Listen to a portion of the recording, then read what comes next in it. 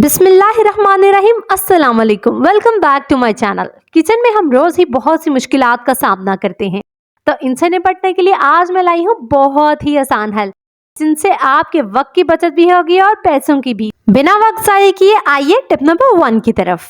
Shopper को आमतौर पर हम चीजें डालने के लिए इस्तेमाल करते हैं, लेकिन आज हम इसको बहुत ही अनोखे तरीके से इस्तेमाल करने वाले हैं। आटा गूंद के फ्रिज में रखने पे अगर इसको ऊपर से कवर ना किया जाए तो ये ऊपर से सूख जाता है और एक मोटी सी लेयर बन जाती है।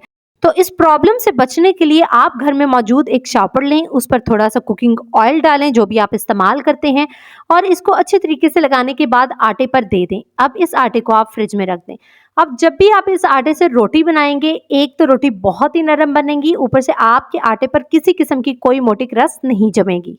लेकिन शॉपर को इस्तेमाल करने से पहले ध्यान रखें कि शॉपर बिल्कुल साफ हो, वरना इस इस्तेमाल के लिए एक दो शॉपर को धोकर पहले से सुखा लें।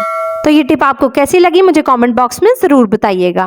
टिप नंबर 2, जब भी हम नया साबुन इस्तेमाल करते हैं तो उसके डिब्बे या रैपर को हम बेकार समझ के फेंक देते हैं। आज मैं इन्हीं डिब्बों और रैपर्स का मैं बहुत ही यूजफुल इस्तेमाल बताने वाली हूँ। जब भी आप नया साबुन खोलें तो उसके डिब्बे या रैपर में एक सुई लेकर इस तरीके से सुराख कर लें। वीडियो को स्किप बिल्कुल मत करें, आगे चल के बहुत ही जबरदस्त टिप्स शेयर करने वाली हूं मैं। उसके बाद आपने फिनाइल की गोलियां लेनी है, ये बाआसानी आपको किसी भी स्टोर से मिल जाएंगी। 2 गोलियां इस डिब्बे या पैकेट में शामिल करें। उसके बाद थोड़े से चावल भी इसमें शामिल कर लें। आप घर में मौजूद कोई भी परफ्यूम या एसेंशियल ऑयल लें और वो भी इनके ऊपर छिड़क लें। इस डिब्बे को बंद करके अच्छे तरीके से आपने हिला लेना है। ये तमाम चीजें डालने से पहले ही साबुन के डिब्बे या रैपर से बहुत प्यारी खुशबू आ रही होती है, तो ये चीजें डालने के बाद मजीद खुशबू आएगी। अब इस डिब्बे को ऊपर से बंद कर लें, पीछे एक डबल साइडेड टेप लगाकर इसको अपने वॉशरूम में रख दें। आपके वॉशरूम में से बहुत प्यारी खुशबू आएगी और जो भी कीड़े मकोड़े आते हैं वो भी इस फिनाइल की खुशबू की वजह से भाग जाएंगे। तो वॉशरूम को खुशबूदार और महका रखने के लिए ये बहुत ही जबरदस्त टिप है। अक्सर ही हम इस तरह की बॉटल्स का इस्तेमाल करते हैं, तो जब भी इस्तेमाल कर लें तो इन बॉटल्स को फेंका मत करें, बहुत ही संभाल के रखा करें, क्योंकि ये बहुत काम आती हैं।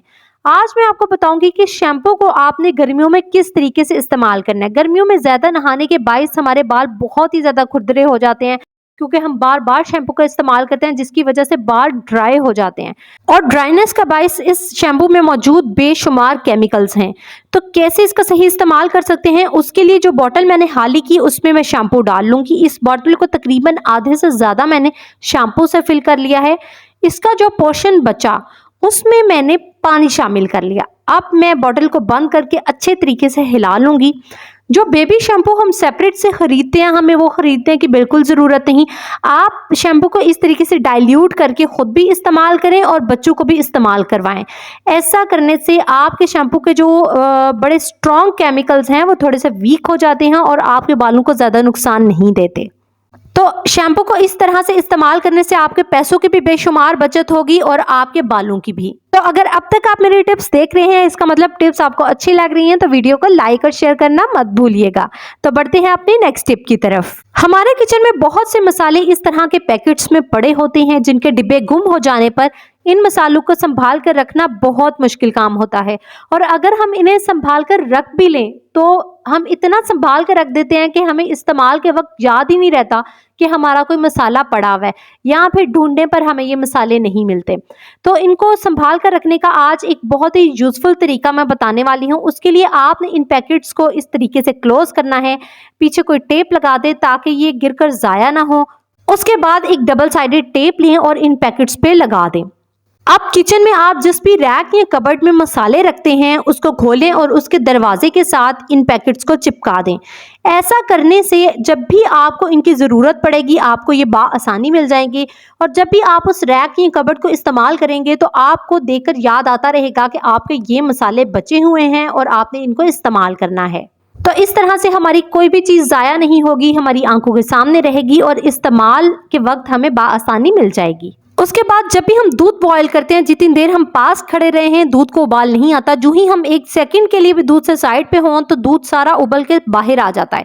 तो इस प्रॉब्लम से बचने के लिए बहुत ही आसान हल, किचन में मौजूद इस तरह के चम्मच लें और अपनी पतीली के साइज के मुताबिक ये पतीली के ऊपर रख दें। जैसे मेरे पास ये छोटा पैन था तो मैंने उसके ऊपर ये स्पून रख दिया। तो इस तरह जब भी दूध को उबाल आएगा वो कभी भी बर्तन से बाहर नहीं गिरेगा, बल्कि उसके अंदर ही रहेगा।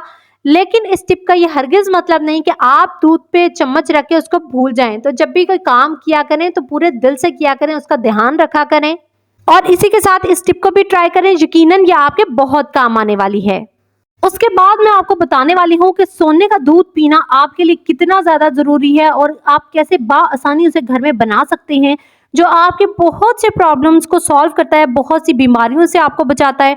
तो उसके लिए आप दूध को गर्म करें, एक ग्लास में डालें और ग्लास में डालने के बाद थोड़ी सी हल्दी लें और उसको दूध में शामिल कर लें। तो ये आपका गोल्डन मिल्क तैयार है।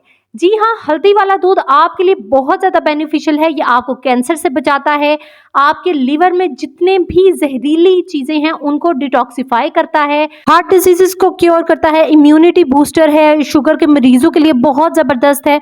तो इसको हफ्ते में एक दफ़ा ज़रूर पिया करें। ये आपके जॉइंट्स के लिए, फ्लू, कोल्ड वगैरह के लिए भी बहुत ज़बरदस्त है। तो बच्चे, बूढ़े, जवान सभी हफ्ते में एक दफ़ा इसको ज़रूर पिया करें। जब भी हमें कोई दर्द होती है, पेट में दर्द, बाजू पे या जॉइंट पेन्स होती हैं, तो उसकी बहुत ही आसान रेमेडी आपको बताने वाली हूँ। जी हाँ, आपने लेने हैं यहाँ पर 1 गिलास चावल, उनको किसी भी कपड़े में डालना है और कपड़े को लपेट कर एक पोटली सी बना लेनी है। अब इस पोटली को मैंने यहाँ पर हेयर पोनी से बंद कर लिया। अब आपने इस पोटली को तकरीबन 2-3 मिनट के लिए ओवन में गर्म करना है और जहां पर भी आपको दर्द हो वहां पर इसकी टकोर करनी है। तो इस तरह बहुत ही बाआसानी आपने घर में अपना हीट पैक तैयार कर लिया। आमतौर पे हम रोटी बनाने के लिए बहुत सी चीजें इस्तेमाल करते हैं, जैसे चकला इस्तेमाल कर लिया, शेल्फ पे बना ली, लेकिन मैं अपनी बहनों को सजेस्ट करूंगी कि रोटी बनाने के लिए इस तरह की सिलिकॉन शीट्स लें। ये बहुत ही जबरदस्त है, इन पर हुक्का बहुत ही कम लगाना पड़ता है और इस पर रोटी बहुत अच्छे तरीके से बेली जा सकती है। इस पे सारी मेजरमेंट भी गिवन है और आप रोटी की गुलाई का भी हिसाब लगा सकते हैं। मुझे इसका मटेरियल बहुत ज़्यादा पसंद है, तो आप भी इसको लाजमी इस्तेमाल करें और मुझे कमेंट बॉक्स में ज़रूर बताएं। उसके बाद मेरी अगली टिप बेलने से रिलेटेड है। ऐसी कौन सी गलतियां हम करते हैं जिसकी वजह से हमारी रोटी ठीक तरीके से बेलने नहीं होती। तो जब भी हम रोटियां बेलते हैं अक्सर ही हमारी रोटी बेलने के साथ चिपक जाती है। तो ऐसी सूरत हाल में आप क्या करें, बेलने को थोड़ा सा आग पर सेके। बाज़-औक़ात बेलने में थोड़ी सी नमी हो जाती है मौसम के बाइस, उसकी वजह से भी रोटियां चिपकने लगती हैं। और सेकने के बाद आप इस पर थोड़ा सा कुकिंग ऑयल या जो भी देसी घी वगैरह आप इस्तेमाल करें वो लगा लें, बिल्कुल हल्का सा इसको लगाएं और पूरे पर रब कर लें। उसके बाद आप जितनी मर्जी रोटियां बेलें, ये बेलना बिल्कुल भी नहीं चिपकेगा और बासानी ढेरों ढेर रोटियां पकेंगी। उसके बाद अगर रोटी बनाकर रख दी जाए तो रोटी ठंडी हो जाती है और ठंडी रोटी खाना किसको पसंद है। तो खाने से पहले हम हमेशा रोटी को गर्म करते हैं, लेकिन बाज़ औक़ात गर्म करने के लिए कोई चीज़ मौजूद नहीं होती, जैसे गैस चली गई, अवन ख़राब हो गया। तो ऐसी सूरत हाल में मेरे पास आपके लिए एक बहुत ज़बरदस्त ट्रिक है। आप क्या करें, इन रोटियों को एक कपड़े में लपेटें, जो भी आप अपने किचन में इस्तेमाल करते हैं, और लपेटने के बाद अपनी इस्त्री को ऑन करें। जी हाँ, आज हम इस्त्री से गर्म करेंगे रोटियां, वो भी बहुत ही ज़बरदस्त तरीके के साथ।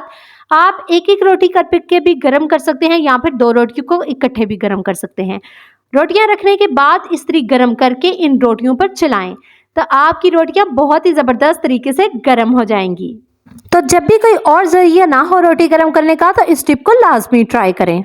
उसके बाद चलते हैं अपनी नेक्स्ट और लास्ट टिप की तरफ, जो कि मेटल बॉक्सेस से रिलेटेड है। जब भी हमारे घर में इस तरह के बिस्किट या मिठाई के लोहे के डिब्बे आए, तो उनका हम बहुत ही अच्छे तरीके से इस्तेमाल कर सकते हैं। जी हाँ, किचन में जो हुक्का हम इस्तेमाल करते हैं उस पर ढक्कन लाजिम है, वरना उसमें कोई कीड़ा मकोड़ा जाने का खदशा है। और अगर अलग से उस पर ढक्कन रख भी दिया जाए जो फिट ना हो, तो बच्चे उसको बिखेरने में नंबर 1 रहते हैं। तो इस प्रॉब्लम से बचने के लिए मैंने सारा हुक्का इस लोहे के डिब्बे में डाल दिया, क्योंकि मेरी बेटी भी हुक्का बहुत ज्यादा बिखेरती है। तो इस टिप के बाद बच्चे हुक्का ढूंढते ही रह जाएंगे। तो जी, मिलते हैं नई वीडियो में नई कंटेंट के साथ। अल्लाह हाफिज।